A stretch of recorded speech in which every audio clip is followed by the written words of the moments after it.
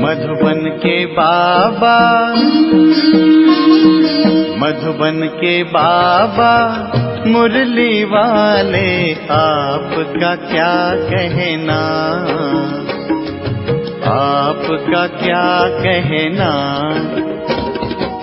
ओम शांति। आज 28 जून 2024 के साकार मधुर महावाक्य हैं। आज मीठे मीठे बाप दादा बोले, मीठे बच्चे अंतर्मुखी बनो, अर्थात चुप रहो, मुख से कुछ भी बोलो नहीं, हर कार्य शांति से करो, कभी भी अशांति नहीं फैलाओ। बाबा ने आज प्रश्न पूछा कि तुम बच्चों को कंगाल बनाने वाला सबसे बड़ा दुश्मन कौन है? तो उत्तर में बाबा ने कहा, क्रोध। कहा जाता है जहाँ क्रोध है वहाँ पानी के मटके भी सूख जाते हैं।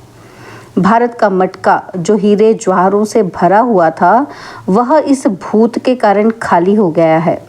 इन भूतों ने ही तुमको कंगाल बनाया है। क्रोधी मनुष्य खुद भी तपता है, दूसरों को भी तपाता है। इसलिए अब इस भूत को अंतर्मुखी बन निकालो। ओम शांति। बाप बच्चों को समझाते हैं, मीठे बच्चे अंतर्मुखी बनो। अंतर्मुखता अर्थात कुछ भी बोलो नहीं, अपने को आत्मा समझ बाप को याद करो। यह बाप बैठ शिक्षा देते हैं बच्चों को, और कुछ भी बोलने का इसमें है नहीं, सिर्फ समझानी दी जाती है। ग्रस्त व्यवहार में ऐसे रहना है, ये है मन मना भव, मुझे याद करो। ये है पहली मुख्य पॉइंट। तुम बच्चों को घर में क्रोध भी नहीं करना चाहिए। क्रोध ऐसा है जो पानी का मटका भी सुखा दे। क्रोधी मनुष्य अशांति फैलाता है, इसलिए ग्रस्त व्यवहार में रहते शांति में रहना है। भोजन खाकर अपने धंधे अथवा ऑफिस आदि में चले जाना, वहाँ भी साइलेंस में रहना अच्छा है। सब कहते हैं हमको शांति चाहिए। ये तो बच्चों को बताया है कि शांति का सागर एक बाप ही है। बाप ही डायरेक्शन देते हैं, मुझे याद करो। इसमें बोलना कुछ भी नहीं है, अंतर्मुख रहना है। ऑफिस आदि में अपना काम भी करना है, तो इसमें जास्ती बोलना नहीं होता, बिल्कुल मीठा बनना है। कोई को दुख नहीं देना चाहिए। लड़ाई आदि करना, ये सब क्रोध है।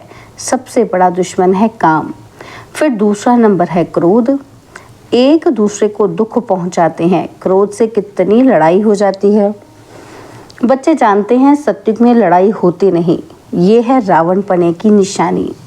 क्रोध वाले को भी आसुरी संप्रदाय कहा जाता है। भूत की प्रवेशता है ना, इसमें बोलना कुछ भी नहीं है, क्योंकि उन मनुष्यों को तो ज्ञान है ही नहीं। वो तो क्रोध करेंगे। क्रोध वाले के साथ क्रोध करने से लड़ाई लग जाती है।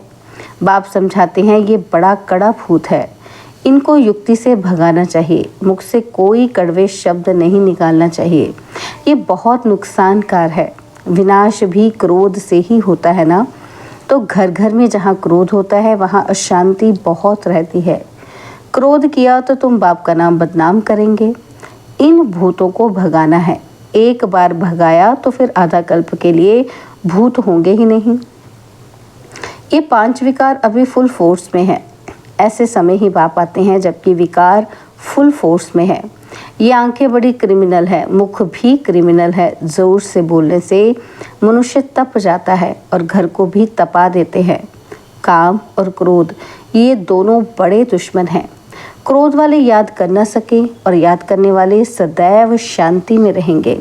अपने दिल से पूछना है कि हमारे में तो भूत तो नहीं है। मोह का भी लोभ का भी भूत होता है। लोभ का भूत भी कम नहीं, ये सब भूत है, क्योंकि रावण सेना है।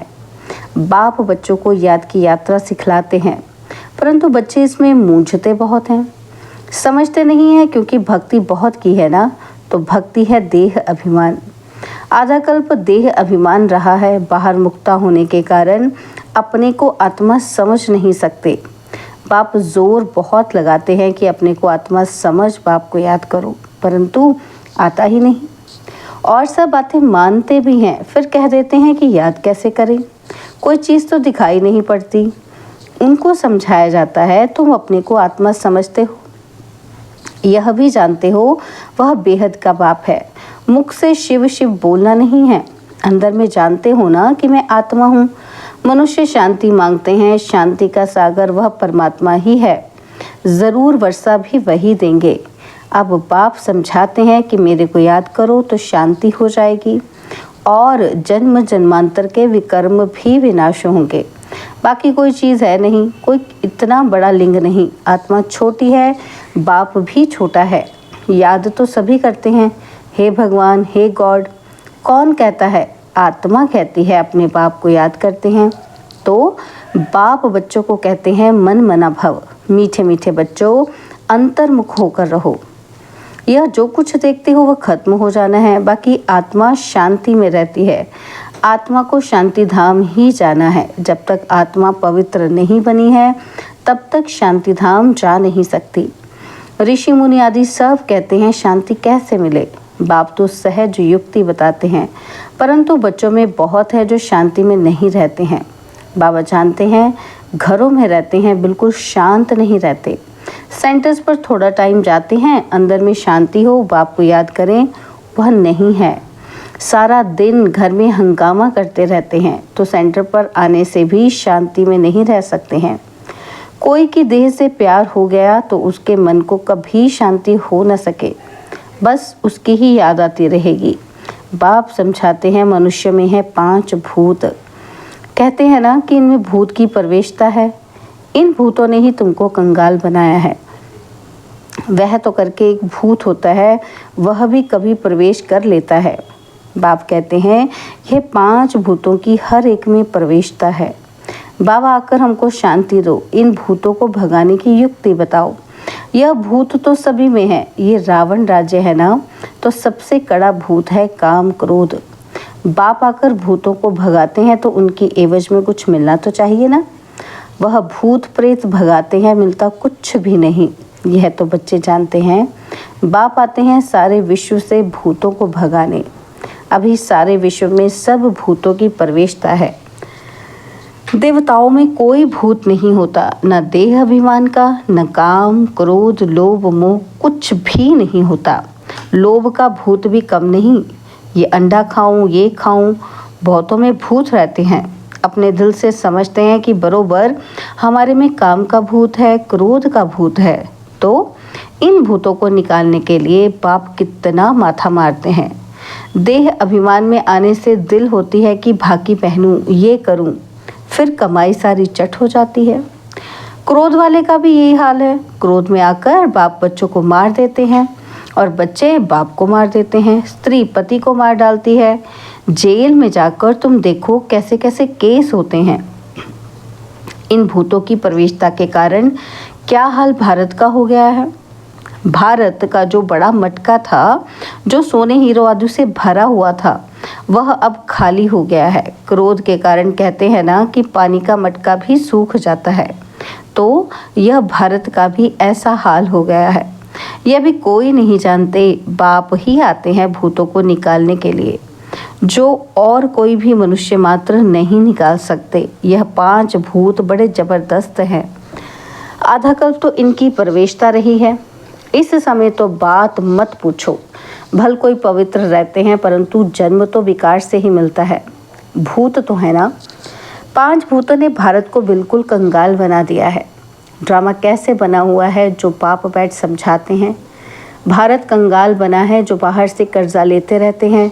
भारत के लिए ही बाप समझाते हैं। अभी तुम बच्चों को इस पढ़ाई से कितना धन मिलता है। यह अविनाशी पढ़ाई है जो अविनाशी बाप पढ़ाते हैं। भक्ति मार्ग में कितनी सामग्री है। बाबा छोटेपन से गीता पढ़ते थे और नारायण की पूजा करते थे। समझ कुछ भी नहीं थी। मैं आत्मा हूँ, वह हमारा बाप है, ये भी समझ नहीं थी। इसलिए पूछते हैं कैसे याद करूँ। अरे तुम तो भक्ति मार्ग में याद करते आए हो। हे भगवान आओ, लिबरेट करो, हमारा गाइड बनो। गाइड मिलता है मुक्ति, जीवन मुक्ति के लिए। बाप इस पुरानी दुनिया से नफरत दिलाते हैं। इस समय सबकी आत्माएं काली हैं तो उनको गोरा शरीर कैसे मिलेगा। भल करके चमड़ी कितनी भी सफ़ेद है, परंतु आत्मा तो काली है ना। जो सफ़ेद खूबसूरत शरीर वाले हैं उनको अपना नशा कितना रहता है। मनुष्यों को यह पता ही नहीं पड़ता है कि आत्मा गोरी कैसे बनती है। इसलिए उनको कहा जाता है नास्तिक। जो अपने बाप रचयिता और रचना को नहीं जानते हैं वो है नास्तिक, जो जानते हैं वह हुए आस्तिक। बाप कितना अच्छी रीति बैठ तुम बच्चों को समझाते हैं। हर एक अपने दिल से पूछे कि कहाँ तक हमारे में सफाई है, कहाँ तक हम अपने को आत्मा समझ बाप को याद करता हूँ। याद के बल से ही रावण पर विजय पानी है, इसमें शरीर के बलवान होने की बात ही नहीं है। इस समय सबसे बलवान अमेरिका है, क्योंकि उनके पास धन दौलत बारूद आदि बहुत हैं, तो बल हो गया जिस्मानी मारने के लिए। बुद्धि में है कि हम विजय पाएं। तुम्हारा तो है रूहानी बल, तुम विजय पाते हो रावण पर, जिससे तुम विश्व के मालिक बन जाते हो। तुम्हारे ऊपर कोई जीत पा नहीं सकता, अधाकल्प के लिए कोई छीन नहीं सकता, और कोई को बाप से वर्षा मिलता ही नहीं। तुम क्या बनते हो, थोड़ा विचार करो। बाप को तो बहुत प्यार से याद करना है और स्वदर्शन चक्रधारी बनना है। वह समझते हैं कि स्वदर्शन चक्र से विष्णु ने सबका सिर काटा है, लेकिन इसमें हिंसा की तो बात ही नहीं है। तो मीठे मीठे बच्चों को बाप कहते हैं, मीठे बच्चे तुम क्या थे, अब अपनी हालत तो देखो। भल तुम कितनी भी भक्ति आदि करते थे, परंतु भूत निकाल नहीं सके। अभी अंतर्मुख होकर देखो, हमारे में कोई भूत तो नहीं है। कोई से दिल लगाई भागी पहनी तो समझो चट खाते में गया। उनका तो मुंह देखना भी अच्छा नहीं लगता, वह तो जैसे अछूत हैं, स्वच्छ नहीं हैं। अंदर में दिल खाती है कि बरोबर में अछूत हूँ। बाप कहते हैं देह सहित सब कुछ भूलो, अपने को आत्मा समझो। ये अवस्था रखने से ही तुम देवता बनेंगे। तो कोई भी भूत नहीं आना चाहिए। समझाते रहते हैं अपनी जांच करो। बहुतों में क्रोध है, गाली देने बिगर रहते ही नहीं है, और फिर लड़ाई चल पड़ती है। क्रोध तो बहुत खराब है। भूतों को भगाकर एकदम क्लियर होना है। शरीर याद भी ना आए तब ऊंच पद पा सकते हैं, इसलिए 8 रत्न गाए जाते हैं। तुमको ज्ञान रत्न मिलते हैं रत्न बनने के लिए। कहते हैं भारत में 33 करोड़ देवताएं थे, परंतु उनमें भी 8 रत्न पास विद ऑनर होंगे, उनको ही प्राइज मिलेगी। जैसे स्कॉलरशिप मिलती है ना, तुम जानते हो मंजिल बहुत भारी है, चलते चलते गिर पड़ते हैं, भूत की प्रवेशता हो जाती है, वहाँ विकार होता ही नहीं। तुम बच्चों की बुद्धि में सारे ड्रामा का चक्र फिरना चाहिए। तुम जानते हो 5000 वर्ष में कितने मास, कितने घंटे, कितने सेकंड होते हैं? कोई हिसाब निकाले तो निकल सकता है। फिर ये जो झाड़ है उसमें भी ये लिख देंगे कि कल्प में इतने वर्ष, इतने मास, इतने दिन, इतने घंटे, इतने सेकंड होते हैं। मनुष्य कहेंगे ये तो बिल्कुल एक्यूरेट बताते हैं, 84 जन्मों का हिसाब बताते हैं, तो कल्प की आयु क्यों नहीं बताएंगे? बच्चों को मुख्य बात तो बताई है कि कैसे भी करके भूतों को तो भगाना है। इन भूतों ने तुम्हारी पूरी सत्यानाश कर दी है।